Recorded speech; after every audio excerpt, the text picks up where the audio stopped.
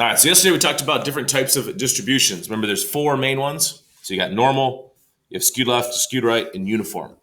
Normal is your bell shape where it's clumped in the center and even on both ends. Skewed left or skewed right is when you have an outlier towards that direction. So skewed left would have this kind of shape to it. Skewed right would have this kind of shape. So the skew is towards where the outlier is located. If you have one really low number, or a couple of really low numbers, or a couple of really high numbers, that's skewing it to the right or the left. And then uniform is where the data is pretty even throughout. There's not really necessarily big curves or anything in either direction.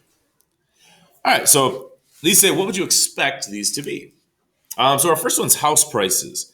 Some of these, I'll be honest, you can argue a couple different ways. So when you see these on quizzes and tests and stuff, a lot of them will say, explain your answer. So for example, house prices, I think saying normal is a perfectly fine answer. A lot of houses are kind of within maybe $100,000 to $200,000 range, and then there's some cheaper ones, and there's obviously some more expensive ones. Um, because of that, though, there's really not a ton of ones that are like significantly lower than that, but there's definitely some significantly higher. There's some $500,000 and $700,000 houses available, not tons of them, but they do exist. So if I was answering this, I would say skewed right is probably the best possible answer because you have kind of a clump in one area, and there are some expensive houses that are kind of trail off to the right as being outliers, more so than there are. The distance to the low priced houses, like ones that cost maybe 30, 40,000, something like that. That's a much shorter distance to where the middle would be. So skewed right, I think, is the best answer, but I think you can make an argument for normal. This one, a list of every American's favorite number from 1 to 10. I would assume this is going to be uniform.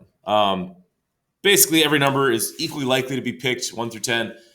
So there should be about the same number of people that pick every number. Maybe there's some that tend to be a little more favorite, but more than anything, it's going to be pretty much flat. Maybe for whatever reason, more people picked 7.